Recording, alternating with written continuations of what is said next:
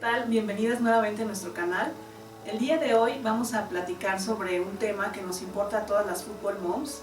Sabemos que el fútbol es un deporte de contacto y entonces el dolor y la inflamación pues están constantemente presentes, por lo cual el día de hoy vamos a hablar de la termoterapia y está con nosotros el doctor Daniel y la Football Mom Irma para hablar sobre este tema.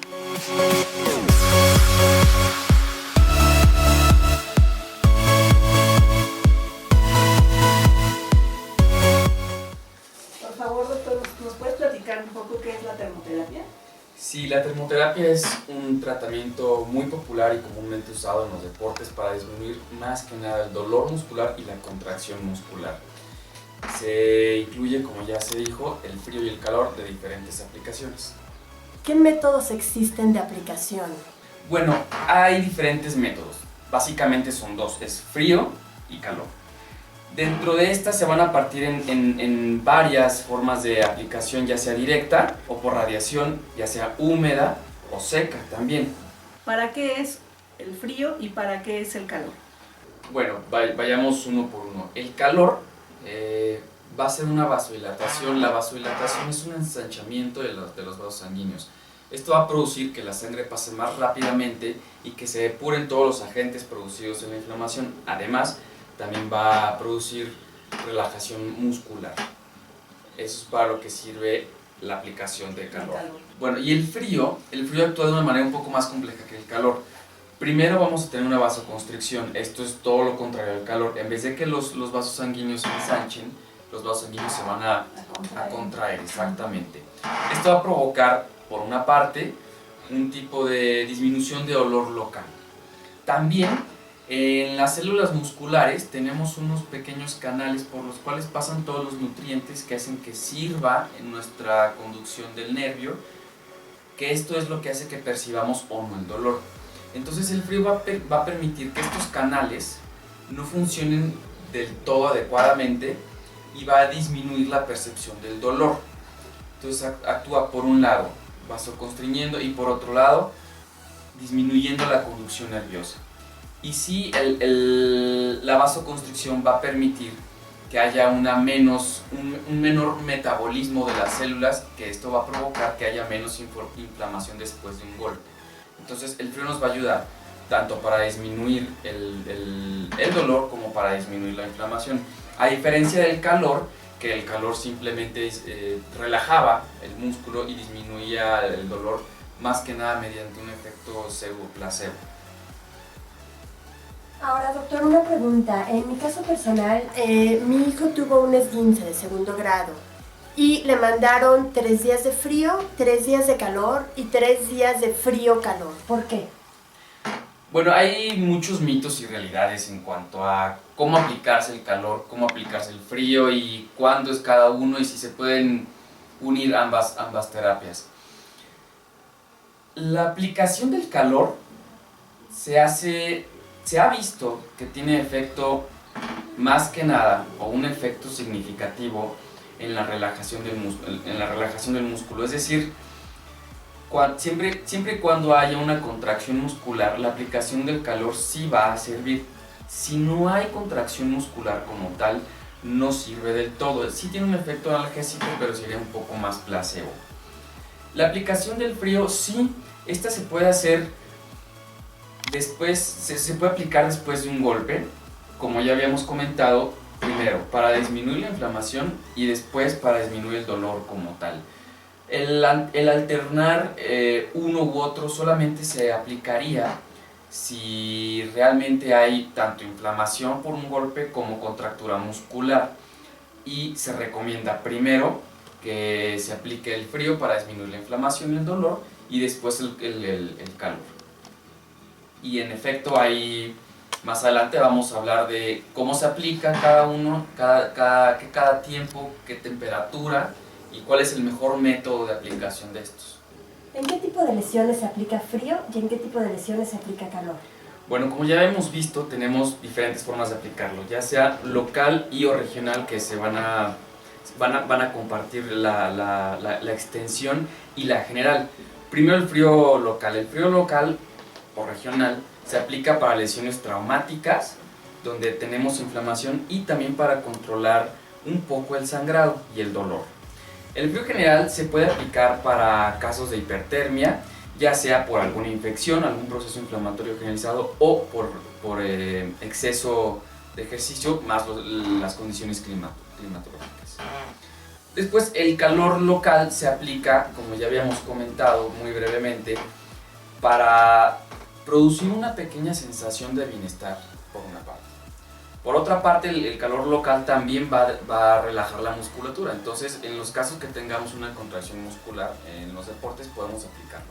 Y el calor general se va a aplicar para cuando, por ejemplo, en las personas que estén teniendo algún deporte al aire libre y comience a llover, al término del juego es muy recomendable que se aplique el calor generalizado, para primero producir una sensación de bienestar, producir una relajación muscular generalizada y para evidentemente normalizar la temperatura corporal.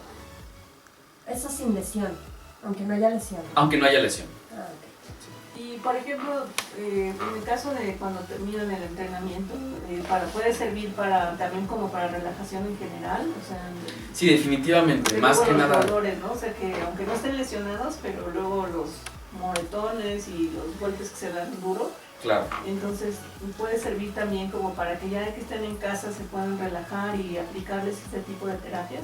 Sí, en efecto, si hubo realmente un golpe donde nos está produciendo inflamación y dolor, se recomienda primero aplicar el frío para producir la sensación, más bien el efecto analgésico y la disminución de inflamación, y después, como comentaste, Tani, cuando ya estuvieran en casa, aplicar el calor. Generalmente se considera mejor el calor generalizado que el calor local. El calor generalizado, ¿cómo se aplicaría?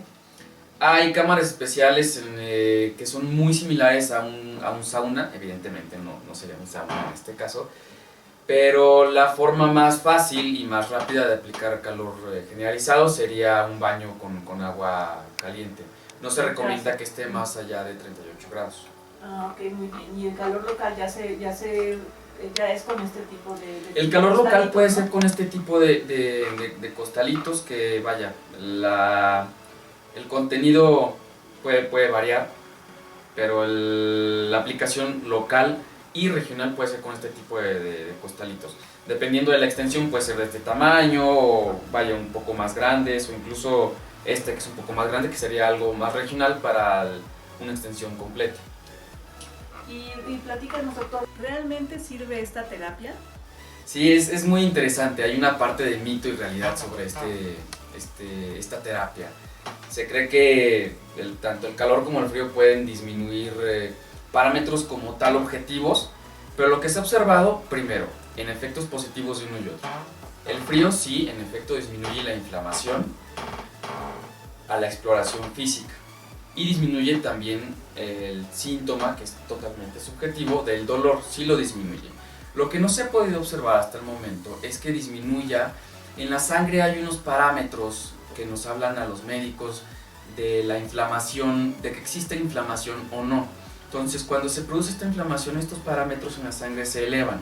Lo que no se ha conseguido observar con el frío ni con el calor es que disminuyan estos parámetros de inflamación.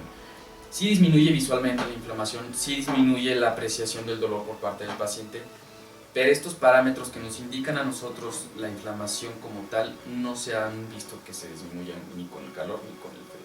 ¿Y en qué otros casos se puede aplicar que no sea en lesiones deportivas? Bueno, sí, en efecto, hay diferentes y muchas más situaciones en las cuales no nada más se aplica la termoterapia para la situación de deportes. Cualquier tipo de trauma que se produzca en el cuerpo, el frío va a ayudar mucho para, como ya habíamos comentado, disminuir la inflamación y producir un efecto analgésico, un efecto de disminución de dolor. Y el calor se usa mucho para las inflamaciones no traumáticas. ¿Cuáles son estas? Todas las patologías reumatológicas o de autoinmunidad, por ejemplo, artritis reumatoide u osteoartrosis, sirve muchísimo para disminuir el dolor, el calor en este tipo de patologías. La rigidez también. La rigidez también, el calor más que nada, el frío no tanto. ¿Cuál es la manera correcta de aplicarse? Primero, para el frío la temperatura es a 10 grados centígrados, en un rango entre 10 y 20. se ha observado que la ideal son 13. Y en un tiempo no más de 10 minutos. 10 minutos es el perfecto. ¿Por qué? Por ejemplo, tengo que hacer un pequeño paréntesis porque para mencionar lo siguiente, se han observado en estudios que aplicar frío antes de entrenar puede ayudar dependiendo del tiempo que se aplique el frío, porque si se aplica más de lo indicado puede ser nocivo tanto para el tejido como tal del paciente como para el desempeño del paciente. Y también puede ser nocivo para la reparación del cuerpo en cada traumatismo que se presente. El calor de la misma manera. El calor no se recomienda más allá de 20 minutos y no se recomienda más allá de la temperatura corporal. 38 grados centígrados sería lo indicado. Y se ha observado también que de los métodos que más funcionan para adquirir o alcanzar el efecto deseado es la inmersión de la extremidad. Por ejemplo, si yo me lastimo la mano, es sumergir la mano, ya sea en terapia de calor o en terapia de frío, dependiendo qué es lo que estemos buscando. O también se pueden usar este tipo de costalitos que comúnmente están llenos de semillas. Esto es muy importante porque se van a poder usar tanto para frío como para el calor. Si se usa para el calor, se pueden meter al horno microondas, se calientan no más allá de 38 grados y se tiene que medir la temperatura para no causar ninguna lesión. O si se quiere usar para frío, se puede meter al congelador y aplicarlo en el paciente. Muchas gracias, doctor. Muchas gracias, Irma, por estar con nosotros el día de hoy. Esperemos verlos pronto.